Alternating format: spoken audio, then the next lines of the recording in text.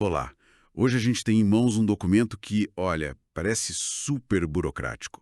O Regimento Interno da Câmara Municipal de São Lourenço do Sul. É o tipo de coisa que a maioria de nós ignora, né?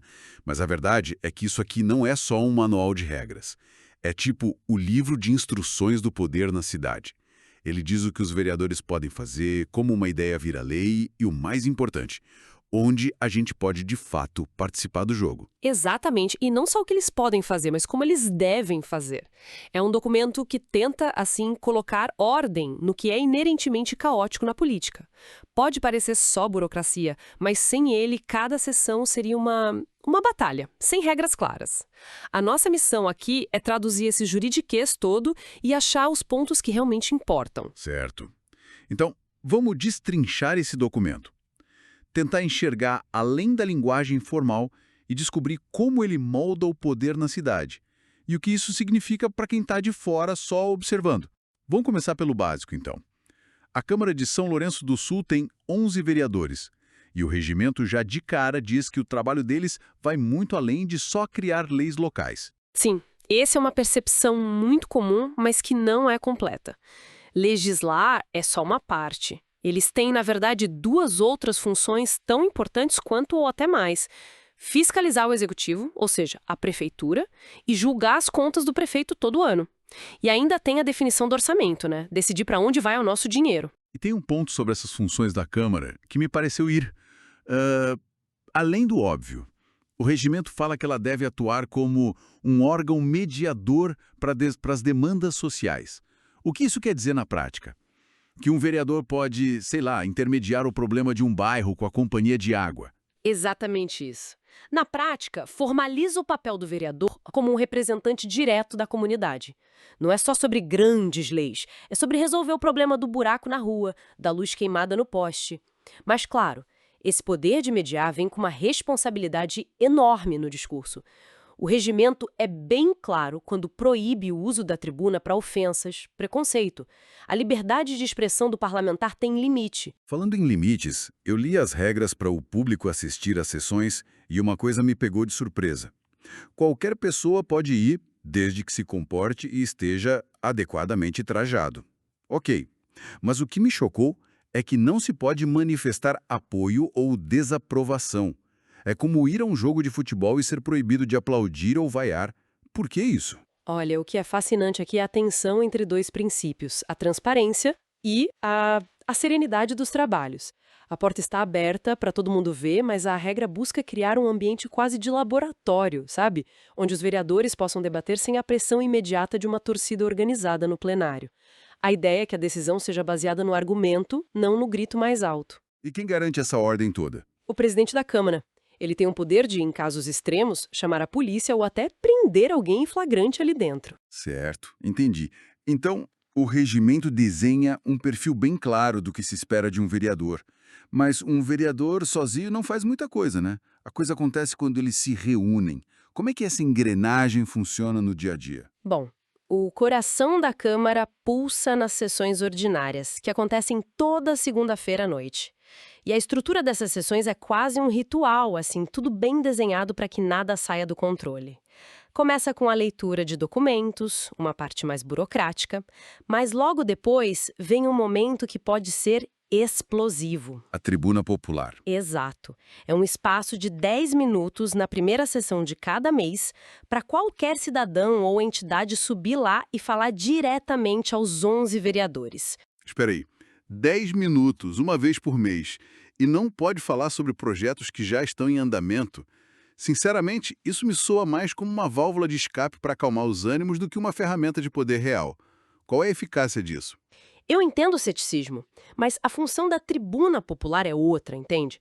Não é para pressionar uma votação que está para acontecer, mas para colocar um assunto novo na pauta. É um radar. É um morador de um bairro esquecido indo lá e dizendo: olha, ninguém está olhando para o nosso problema de esgoto. Pode não virar lei no dia seguinte, mas planta uma semente. Força os vereadores a se posicionarem. É uma ferramenta para furar a bolha da pauta oficial. Entendi. É mais para pautar o futuro do que para influenciar o presente.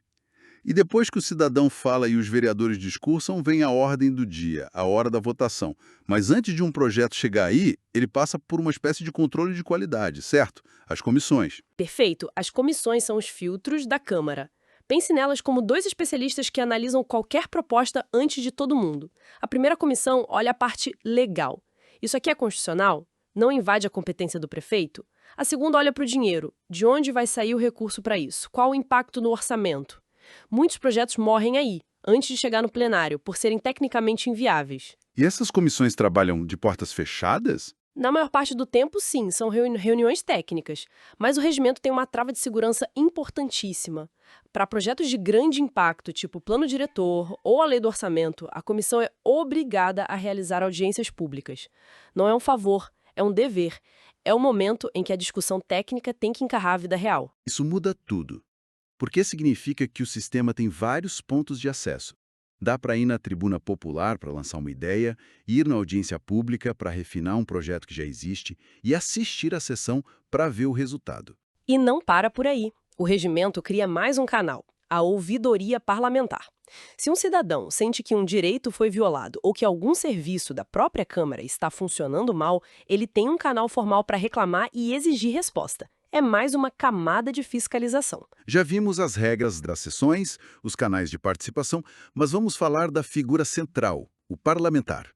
Quais são as amarras que o regimento coloca nele? O documento lista os deveres básicos, como comparecer às sessões, trabalhar nas comissões, mas o ponto mais crucial para a fiscalização cidadã é a obrigação de apresentar anualmente uma declaração de bens.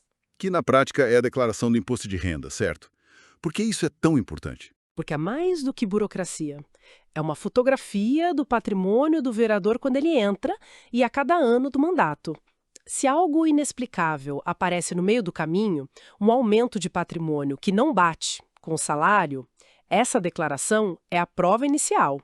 É a ferramenta mais básica para perguntar de onde veio esse dinheiro. E, além do patrimônio, o regimento se preocupa com o comportamento. Existe um código de ética que fala em decoro parlamentar. Isso soa um pouco vago. O que é na prática uma quebra de decoro? É aqui que a coisa fica interessante. Não é só sobre não xingar o colega na tribuna. Quebra de decoro, pelo regimento, é o abuso do poder do cargo. Por exemplo, usar o crachá de vereador para furar uma fila, ou usar uma informação privilegiada para um negócio pessoal. É sobre usar o poder público para vantagem privada. Perceber vantagens indevidas, perturbar a ordem, tudo isso entra. E quem pode denunciar isso? A denúncia pode partir da própria mesa diretora, de outro vereador. Mas o ponto-chave é que o regimento abre a porta para a representação de qualquer cidadão. Ou seja, se alguém presenciar um ato desses, documentar e apresentar na Câmara, eles são obrigados a abrir um processo na Comissão de Ética.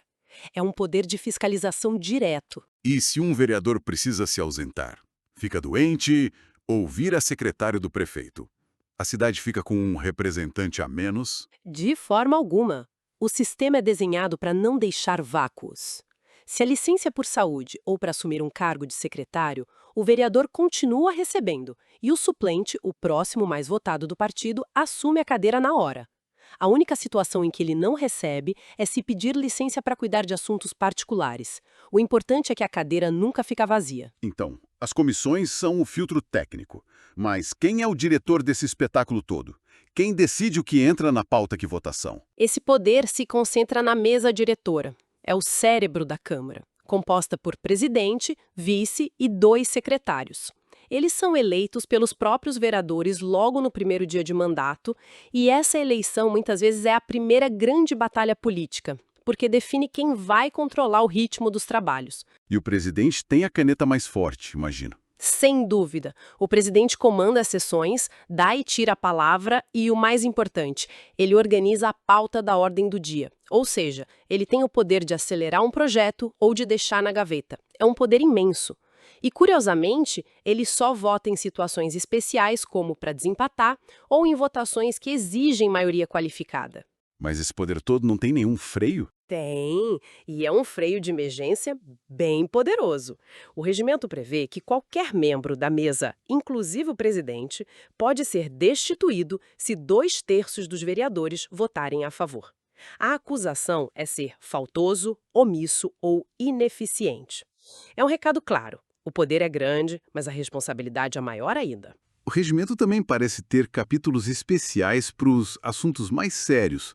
Um deles é o julgamento das contas do prefeito. Como isso funciona? Esse é um dos rituais mais importantes. Primeiro, o Tribunal de Contas do Estado, que é um órgão técnico, audita as contas da prefeitura e emite um parecer, aprova ou reprova.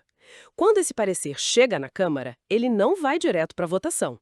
O regimento abre um prazo de 60 dias de consulta pública. 60 dias. Então, qualquer pessoa pode ir até a Câmara e analisar as contas, as notas, os contratos, virar um auditor amador por 2 meses. Exatamente. É uma das ferramentas de fiscalização mais transparentes e, infelizmente, mais subutilizadas que existem.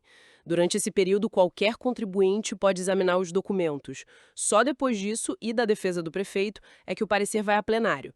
E para derrubar a decisão técnica do Tribunal de Contas, são necessários votos de 2/3 dos vereadores.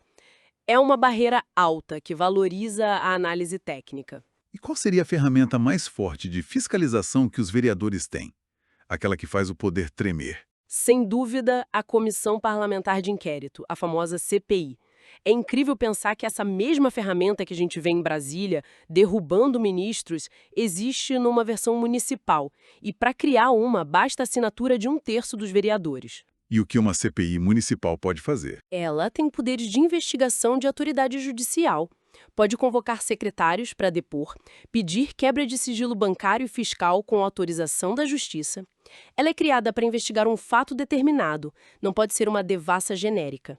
No final, o relatório da CPI, se encontrar indícios de crime, é enviado direto para o Ministério Público.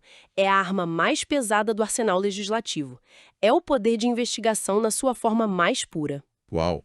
Então, depois de mergulhar nesse documento, fica claro que a Câmara Municipal não é só um palco para discursos. É uma máquina complexa, com engrenagens, freios e aceleradores muito bem definidos. E a principal lição, eu acho, é que conhecer essas regras é uma forma de poder para o cidadão. Saber que existe a tribuna popular, que as audiências públicas são obrigatórias, que qualquer um pode denunciar um vereador ao Conselho de Ética ou analisar as contas do prefeito por 60 dias. Isso transforma um espectador passivo num participante qualificado da democracia. O regimento não é um muro, é um mapa. E para encerrar, fica uma provocação. Esse documento é todo sobre processos, sobre seguir as etapas, o que é fundamental para proteger a democracia de decisões apressadas. Mas será que todo esse formalismo, toda essa burocracia necessária, não acaba por criar uma máquina lenta demais para os problemas urgentes da cidade? Fica a questão sobre o equilíbrio ideal entre o processo, que garante a justiça, e a agilidade que a vida real exige.